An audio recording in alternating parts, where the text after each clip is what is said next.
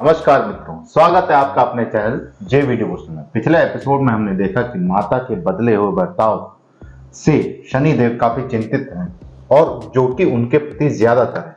और दूसरी तरफ हम देख रहे हैं कि यम ने उस नफरत को और हवा दे दी है, क्योंकि यम ने पिछले जब से शनिदेव ने जन्म लिया है तब से उन्होंने क्या क्या कार्य किए हैं, उन्होंने सारे निगेटिव फैक्ट्स अपनी माता के सामने रख दिए हैं। किसी भी चीज का दो चेहरा होता है, जिसे कहते हैं हर सिक्के के दो पहलू होते हैं। उसी प्रकार से शनिदेव द्वारा किए गए सारे कृत्यों का उन्होंने दूसरा पहलू, जो उनकी माँ को नहीं पसंद था या जो उनको नहीं पसंद था, उन्होंने अपनी माँ के सामने। वैसे भी पॉजिटिव जो उनके फैक्ट्स हैं वो कोई अभी तक अडॉप्ट ही नहीं कर पाया है, ना ही यम, ना ही यमी, ना ही सूर्यदेव।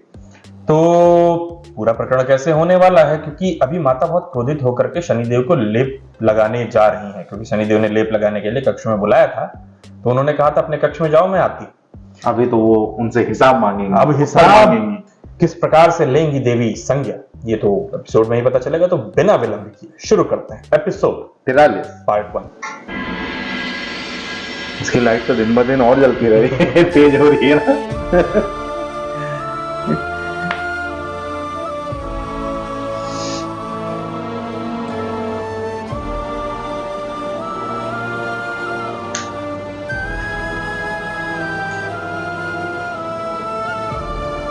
सो जाओ मित्र, माता भी यम और जमी को सुला रही हैं।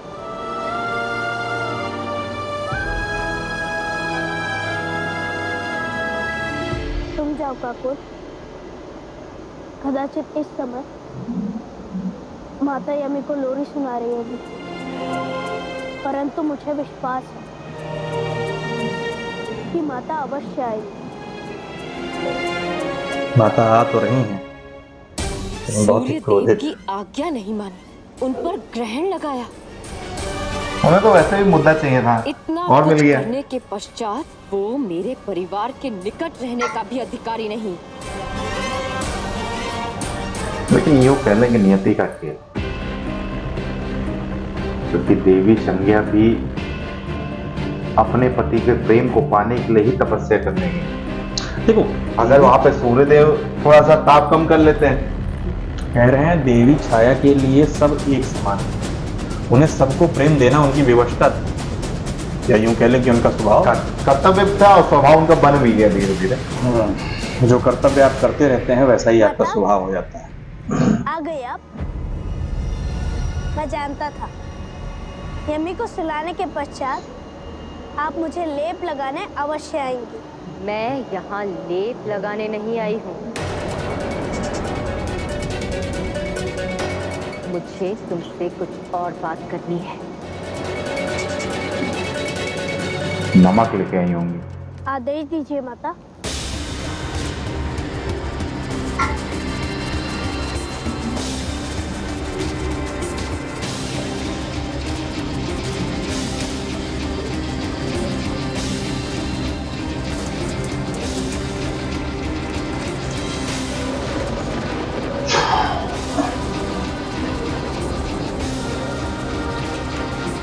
ये पिछले प्रश्न पूछ ही तो नहीं सकती, तब तो और शंका हो जाए।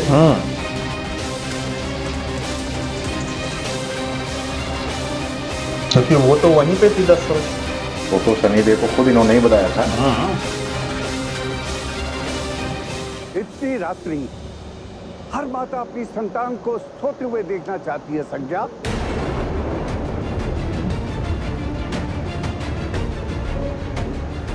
और तुम कुछ कहने आई हो क्या? डर है तो केवल पापा जाए। कुछ नहीं पिताश्री।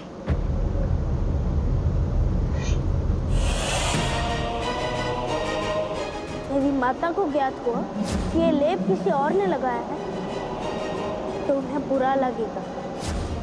ये क्या शनि, अभी तक तुमने अपने घाव पर लेप नहीं लगाया।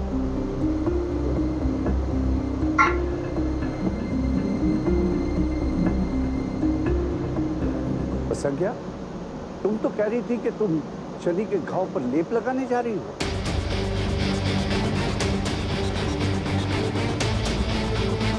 जी,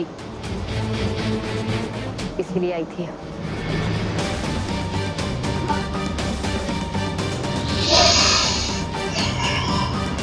बेचारे शनिदेव की रक्षा के लिए लगाओ।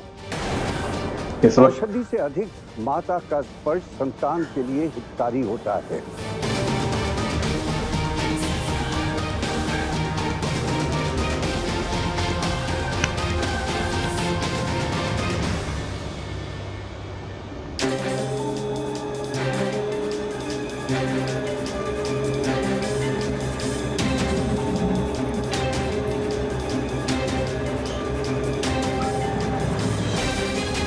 प्रेम है ही नहीं कहीं, देख रहे हो? लेकिन एक्टिंग देखिए, देवी संज्ञा की एक्टिंग देखिए कि देवी छाया के रूप में स्नेह और देवी संज्ञा के रूप में उनका तिरस्कार किस प्रकार से कर रही है। हैट्स ऑफ, बहुत ही अच्छे से निभाया है कि हमको एक ही कैरेक्टर दो एंगल से देखने को मिला।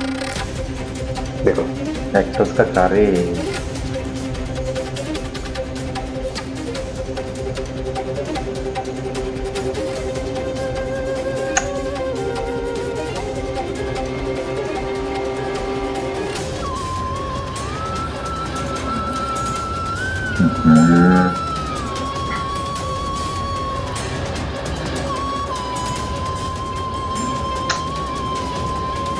किस प्रकार पीड़ा दे रही है।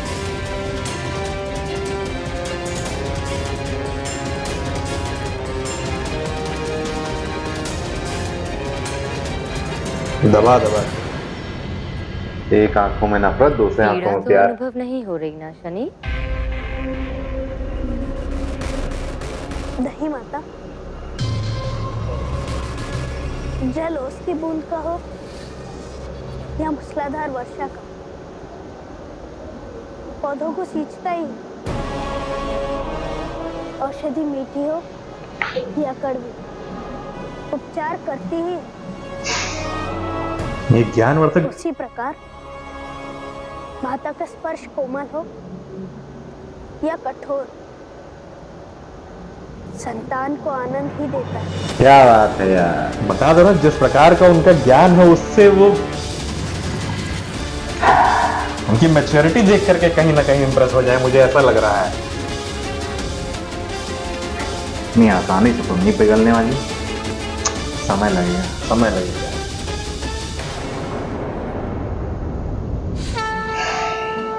अच्छा, ये प्रकरण तो भूल ही गए। ने स्वयं मेरा स्मरण किया। ये शुक्राचार्य के लिए जीवन का सबसे गौरवशाली क्षण है प्रभु। आप कोई विशेष बात बताने वाले थे प्रभु? नहीं, एक सामान्य प्रश्न पूछना।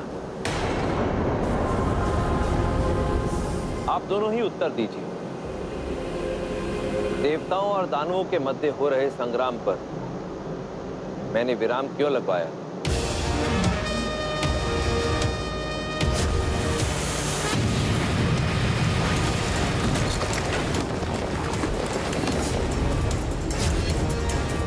सोचो, स्मरण करो, मैंने वो युद्ध क्यों रुकवाया था। मनन करो और बताओ, युद्ध विराम और शांति के पश्चात अगला लक्ष्य क्या होता है?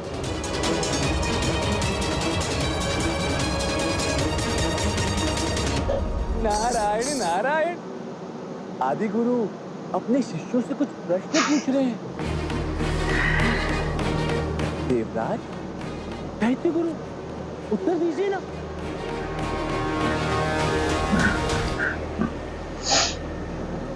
शांति के पश्चात सृजन होता है गुरुदेव। ठीक कहा। आप दोनों के युद्ध के कारण सृष्टि के सृजन में बाधा आ रही थी और युद्ध रुकने के पश्चात भी सृष्टि का सृजन रुका रहा, क्योंकि सबको कर्म फलदाता के आने की प्रतीक्षा थी। और अब कैलाश यात्रा पूर्ण करके समस्त दैवीय बाधाओं को पार करके शनि ने सिद्ध कर दिया कि वो आगे का उत्तरदायित्व संभालने को सज्ज है। तो हमें फिर से हमारे वास्तविक प्रयोजन को साधना होगा। समय आ गया है। पृथ्वी के सृजन का, मनुष्य जाति के उद्भव का। मजा आएगा जब सूर्य देव को पता चलेगा। तो मनु और शत्रुपा के सबसे बड़ा प्रश्न सामने है कि पृथ्वी पर अधिकार किसका होगा, देवों का या दानवों का? इसमें सोचना कैसा प्रभु, पृथ्वी पर शासन हम देवों का ही होगा। हेरोइन, स्वर्ग देवताओं के पास पहले से ही है, तो पृथ्वी पर असुरों का अधिकार होगा। सास बहू याद आ जाते हैं, लड़ाई एकदम ऐसी होती है इन लोग की। तो चुका हूं मैं, त्रिदेव के सामने देख रहे हो, कहीं भी शुरू हो जाते हैं। नहीं दूंगा मैं। महादेव, निर्णय आप ही करें, क्योंकि आप निष्पक्ष हैं। देवताओं और दानवों को एक मत होकर एक प्रतिनिधि चुनना होगा, जो यह निर्णय लेगा कि चुनने की आवश्यकता क्या है महादेव? बातों बातों में हम तो ये प्रकरण भूल ही गए थे कि शुक्राचार्य को याद किया है महादेव ने और इंद्रदेव से बुलवाया था। इस पूरे प्रकरण में देखने में मजा ये आने वाला है कि दानवों की तरफ से और देवताओं की तरफ से मिलकर एक ही प्रतिनिधि होगा।